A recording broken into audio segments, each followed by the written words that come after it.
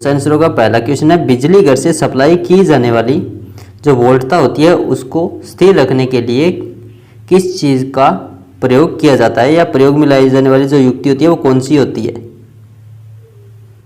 प्रतिरोधक, ट्रांसफार्मर, या AC to DC converter, या ओवरहेड लाइंस? कौन सा आंसर होगा?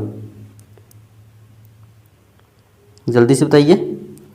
बिजली घर से सप्लाई की जाने वाली जो वोल्टता होती है उसको स्थिर करने के लिए किस चीज़ का प्रयोग किया जाता है, या कौन सी युक्ति होती है? हाँ तो दोस्तों इसका आंसर होगा बी, यानी ट्रांसफार्मर होता है, जिसका उपयोग स्टेप डाउन और स्टेप अप करने के लिए किया जाता है, यानी वोल्टेज को कंट्रोल करता है। अगला हमारा क्वेश्चन दोस्तों 2 नंबर, इसका आंसर बताइए क्या होगा?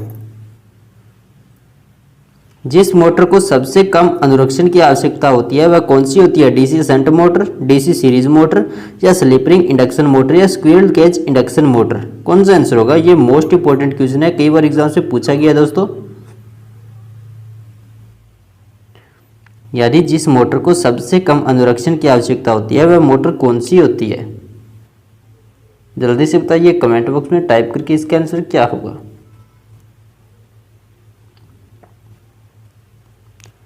हाँ तो दोस्तों इसका आंसर है डी, यानी स्क्विरल केज इंडक्शन मोटर होती है, जिसको सबसे कम अनुरक्षण की आवश्यकता होती है, क्योंकि इसके अंदर तांबे या एल्यूमिनियम के मोटे चालकों के द्वारा वाइंडिंग की जाती है, तभी इसके अंदर अनुरक्षण कम होता है, यानी वाइंडिंग जलती नहीं है। और वैसे भी इसके अंदर टूट फूट कम होती है, क्योंकि जो चालक होते हैं वो बड़े होते हैं, लोड नहीं लेते हैं, जिससे कि मोटर गर्म नहीं होती है।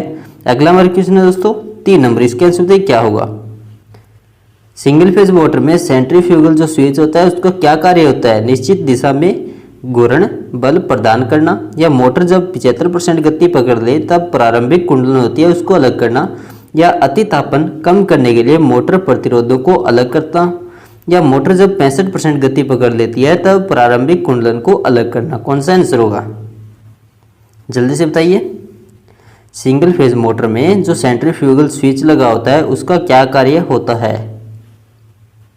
मोस्ट इंपोर्टेंट क्वेश्चन है ये भी आप सभी के लिए।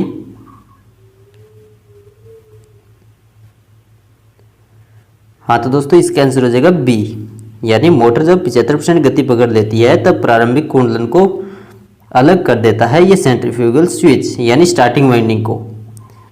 यानी 2 कुंडलन होती है, एक होती है मुख्य कुंडलन, एक होती है प्रारंभिक कुंडलन। यानी स्टार्टिंग वाइंडिंग को प्रारंभिक कुंडलन बोला जाता है, और जो रनिंग वाइंडिंग होती है उसको मुख्य कुंडलन या मुख्य वाइंडिंग बोला जाता है। यानी सेंट्रीफ्यूगल स्विच का कार्य होता है जब मोटर अपनी 75% गति प्राप्त कर लेती है तो इसका मतलब उसके बाद जो स्टार्टिंग वाइंडिंग है उसको हटा देती है। जैसे मान लो 10,000 राउंड प्रति मिनट एक मोटर की गति होती है, अगर मोटर 7,500 राउंड प्रति मिनट पर चलने लग जाती है तब स्टार्टिंग वाइंडिंग काम करना बंद कर देती है। वो बंद क्यों होती है? वो सेंट्रीफ्यूगल स्विच के कारण होती है, यानी ये बंद कर देता है। उसके बाद मोटर अपने आप अपनी गति जो 10,000 राउंड प्रति मिनट है तो वो स्थापित कर लेगी। अगला हमारा क्वेश्चन है 4 नंबर, इसका आंसर बताइए क्या होगा? सिंगल फेज मोटर का स्टार्टिंग कैपेसिटर कौन सा होता है? वैद्युतिक अपघट्य कैपेसिटर जिसको इलेक्ट्रोलाइटिक कैपेसिटर बोला जाता है, या सेरामिक कैपेसिटर, या पेपर कैपेसिटर या पेपर संधारित्र बोला जाता है, या ऑयल फील्ड कैपेसिटर जिसको तेल पूरित कैपेसिटर बोला जाता है? कौन सा होता है? जल्दी से बताइए। सिंगल फेज मोटर का स्टार्टिंग कैपेसिटर कौन सा होता है, या कौन सा यूज किया जाता है, कौन सा इस्तेमाल किया जाता है? हाँ तो दोस्तों इसका आंसर हो जाएगा ए, यानी इलेक्ट्रोलाइटिक कैपेसिटर का उपयोग किया जाता है हमेशा सिंगल फेज मोटर के अंदर। अगला हमारा क्वेश्चन है दोस्तों 5 नंबर, इसका आंसर बताइए क्या होगा? अल्टरनेटिंग करंट में करंट का जो परिमाण है वो स्थिर रहता है, या करंट की दिशा और परिमाण समय के साथ साथ बदलते रहते हैं, या करंट की दिशा और परिमाण दोनों स्थिर रहते हैं, या उपरोक्त सभी? कौन सा आंसर होगा? ये भी मोस्ट इंपोर्टेंट है आप सभी के लिए। कई बार ऐसे क्वेश्चन होते हैं जो चक्कर में डाल देते हैं। अल्टरनेटिंग करंट के अंदर करंट का परिमाण स्थिर रहता है, या करंट की दिशा और परिमाण समय के साथ बदलते हैं, या करंट की दिशा और परिमाण स्थिर रहते हैं, या उपरोक्त सभी? कौन सा आंसर होगा? हाँ तो दोस्तों इसका आंसर हो जाएगा बी, यानी करंट की दिशा और परिमाण समय के साथ साथ बदलते रहते हैं, यानी अल्टरनेटिंग करंट बोला जाता है तभी तो इसको। 1 मिनट के अंदर जो चक्रों की संख्या होती है, 1 सेकंड में चक्रों की संख्या होती है वो होते 50 हर्ट्ज हमारे भारत में। अगला हमारा क्वेश्चन दोस्तों 6 नंबर, इसका आंसर तो क्या होगा? किसी अल्टरनेटर के द्वारा कौन सी धारा पैदा की जाती है? डीसी एवं एसी दोनों या एसी या संपादित डीसी या केवल डीसी, कौन सा आंसर होगा? कोई भी अल्टरनेटर है उसके द्वारा कौन सी धारा पैदा की जाती है?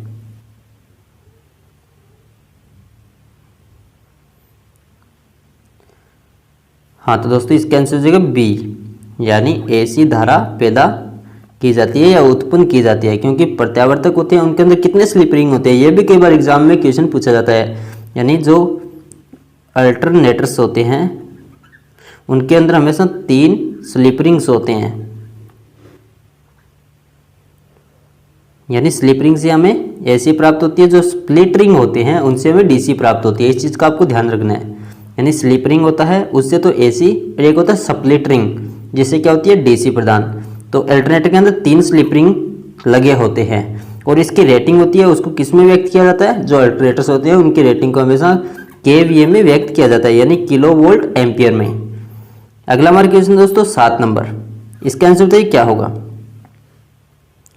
8 पोल का एक अल्टरनेटर है जो 375 आरपीएम स्पीड से घूम रहा है, तो अल्टरनेटर की फ्रीक्वेंसी बतानी है आपको क्या होगी? 25 हर्ट्ज या 15 हर्ट्ज या 32 हर्ट्ज या 30 हर्ट्ज, कौन सा आंसर होगा?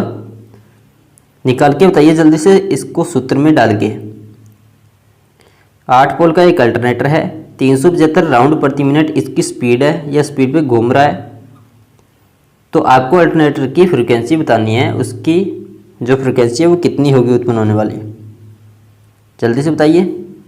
हाँ तो दोस्तों इसका एक सूत्र होता है फ्रीक्वेंसी निकालने का, एफ बराबर में पी एन यानी पोल्स, एन का मतलब हो गया स्पीड यानी पोल्स, और उसकी स्पीड को मल्टीप्लाई करते हैं और उसके अंदर दे देते हैं 120 का भाग। समझ में आ गया होगा आप सभी को, यानी ये इसका सूत्र होता है। हाँ तो दोस्तों सूत्र में रख दीजिए, एफ बराबर में पी एन, पोल्स कितने दे गए 8, एन कितना है स्पीड 375 और 120 का भाग देंगे, तो इसको हम सॉल्व करेंगे तो इसका आंसर आ जाएगा दोस्तों ए, यानी 25 हर्ट्ज। तो सॉल्व कैसे करेंगे? यानी 8 को 120 से काटना होगा आपको, पहले 4 के पाटे से काटा 2 आ गया, यहाँ पे आ गया 30, फिर 2 को काटा, यहाँ पे आ गया 15, 15 का 375 में भाग दिया, 25 आंसर आ गया, यानी ए आंसर हो जाएगा इसका। अगला हमारा क्वेश्चन दोस्तों 8 नंबर, इसका आंसर बताइए क्या होगा? जल्दी से बता दीजिए कमेंट बॉक्स में टाइप करके। जो तुल्यकालिक मोटरें होती है क्या वो सेल्फ स्टार्टिंग होती है या गैर सेल्फ स्टार्टिंग, यानी नॉन सेल्फ स्टार्ट? क्या न्यूनीकृत या self starting at reduction slip, जिसको सेल्फ स्टार्ट बोला जाता है न्यूनीकृत, या उच्च स्लिप पर गैर सेल्फ स्टार्टिंग होती है, कौन सा आंसर होगा? जल्दी से बता दीजिए कमेंट बॉक्स में टाइप करके। तुल्यकालिक मोटरें किस प्रकार की होती है?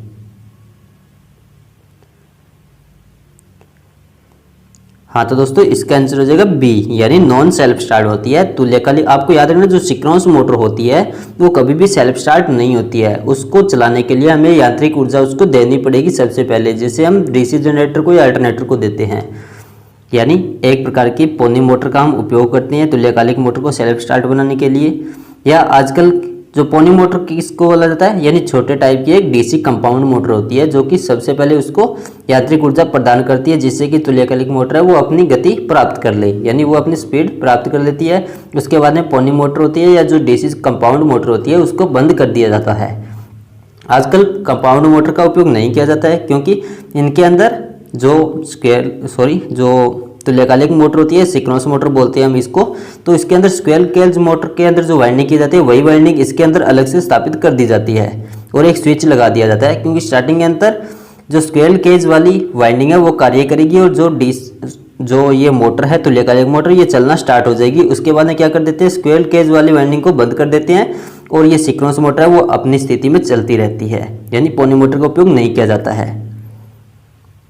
अगला हमारा क्वेश्चन है 9 नंबर, समझ में आ गया होगा आप सभी को। तुल्यकालिक मोटर की बनावट होती है वो किसके समान होती है?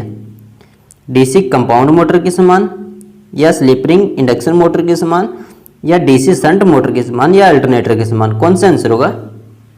यह भी मोस्ट इंपॉर्टेंट क्वेश्चन है। तुल्यकालिक मोटर की बनावट होती है वो किसके समान होती है?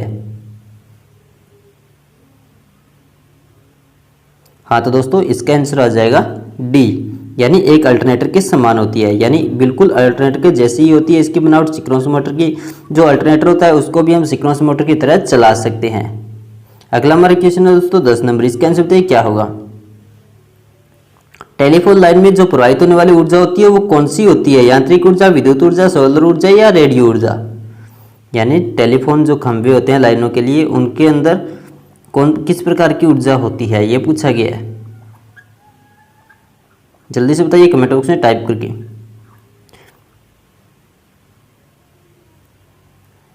टेलीफोन लाइन में प्रवाहित ऊर्जा कौन सी होती है।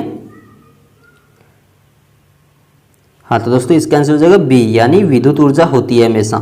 जो टेलीफोन होता है वो क्या करता है, विद्युत ऊर्जा को ध्वनि ऊर्जा में परिवर्तित कर देता है, ध्वनि ऊर्जा में बदलता है। इस चीज का आपको ध्यान रखना है। अगला हमारा क्वेश्चन दोस्तों 11 नंबर, इसका आंसर बताइए क्या होगा। 10 पोल वाली तुल्यकालिक मोटर या सिंक्रोनस मोटर की घूर्णन गति कितनी होगी जबकि स्रोत फ्रीक्वेंसी है वो 50 हर्ट्ज है। यानी उसको फ्रीक्वेंसी कितनी मिल रही है, 50 हर्ट्ज, और पोल्स कितने हैं, 10। तो आपको बताना है इसकी स्पीड क्या होगी। जल्दी से बताइए कमेंट बॉक्स में टाइप करके इसका आंसर। 500 आरपीएम, 600 आरपीएम, 1000 आरपीएम या 1500 आरपीएम।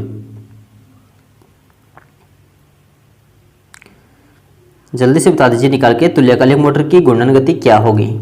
10 पोल है, 50 हर्ट्ज उसकी फ्रिक्वेंसी है। तो दोस्तों इसका एक सूत्र होता है एन बराबर में, यानी स्पीड ज्ञात करने, एन को स्पीड बोला जाता है या स्पीड को एन में व्यक्त किया जाता है। सूत्र होता है 120 एफ बटा में हो जाएगा पी, यानी 120 एफ कितना है, यानी फ्रीक्वेंसी 50, और पोल्स कितने दे रखे हैं 10, यानी 0 से 0 काटा, 120 को 5 से मल्टीप्लाई किया, इसका मतलब आ जाएगा इसका आंसर बी, यानी 600। समझ में आ गया होगा। 120 को 5 से मल्टीप्लाई करते हैं या गुणा करते हैं तो 600 उत्तर आता है, यानी 600 आरपीएम हो जाएगा इसका आंसर, राउंड प्रति मिनट। अगला हमारा क्वेश्चन दोस्तों 12 नंबर, इसका आंसर बताइए क्या होगा। 3 फेज वाइंडिंग में प्रत्येक फेज की जो कुंडलियां होती है वो वैद्युतिक अंशों के अंतर पर स्थापित की जाती है। किस अंश के ऊपर स्थापित की जाती है, 360 डिग्री, 270 डिग्री, 180 डिग्री या 120 डिग्री। जल्दी से बताइए कमेंट बॉक्स में इसका आंसर टाइप करके।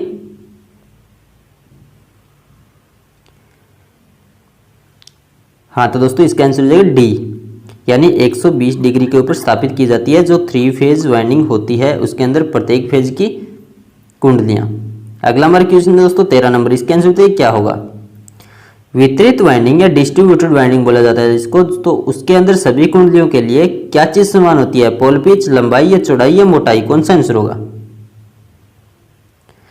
डिस्ट्रीब्यूटेड वाइंडिंग होती है उसके अंदर सभी कुंडलियों के लिए क्या चीज समान होती है।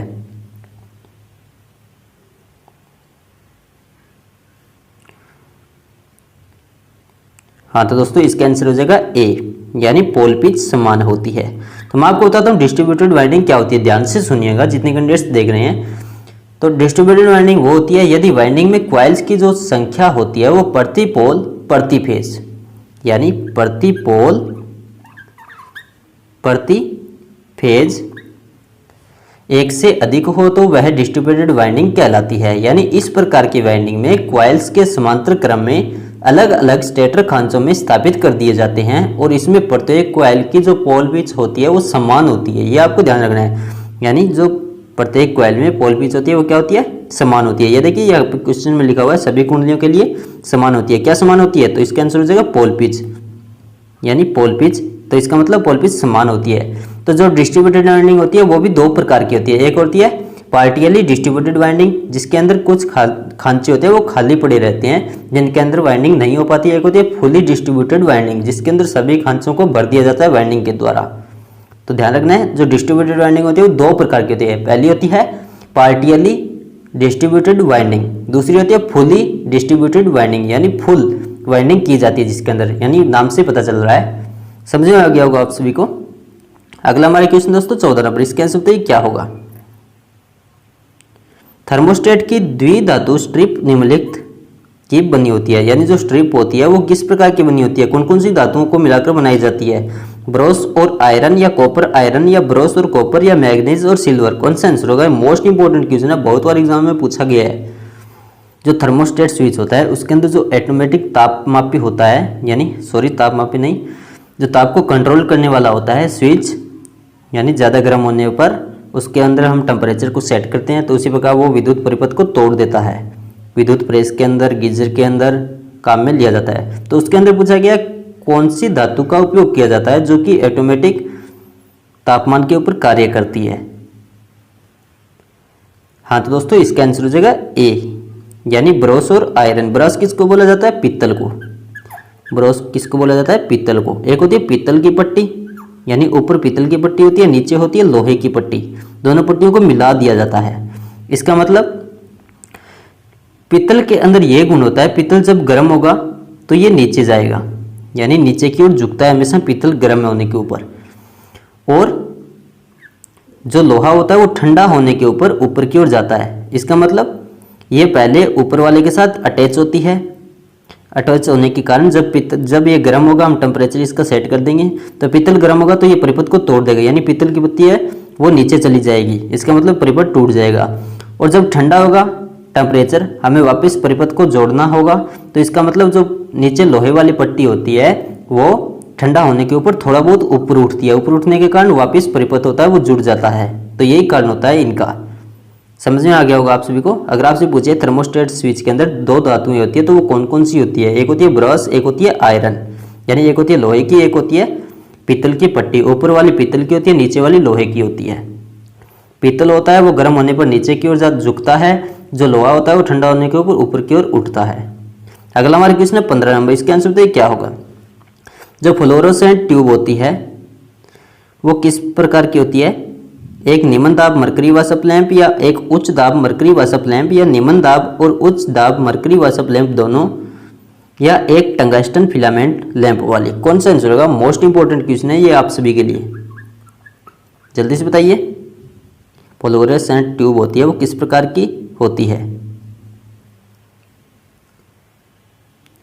हाँ तो दोस्तों इसका आंसर हो जाएगा ए, यानी एक निम्न दाब मरकरी वाशप लैंप होती है, यानी इसके अंदर निम्न दाब के ऊपर मरकरी वाशप भरी जाती है।